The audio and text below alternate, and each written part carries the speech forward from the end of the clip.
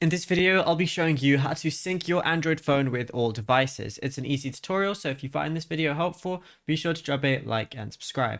Now, the most effective way to sync your device with your other hardware, including your Windows PC, Mac, or tablet, is through a centralized Google account and specialized linked apps. So what you want to do firstly is sync everything with Google. This ensures your contacts, calendar, and app data are all available on any device where you log in. So go over to your settings application, scroll down until you find Google and go ahead and click on it.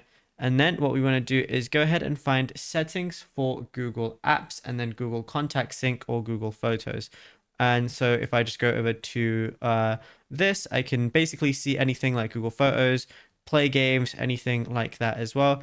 And basically just find whatever you want. Even if you want, you can also just go over to your Google folder, go to Photos or anything like that, whatever you want to sync and back up. Go to the top right where it has your profile icon, click on backup, and then ensure backup is on and everything will be synced. Now, any change you make to a contact or calendar event on your phone will instantly appear on your other devices as well. And yeah, it's as simple as that. Now, if you found this video helpful, be sure to drop a like and subscribe and check out other tutorials on the channel as well.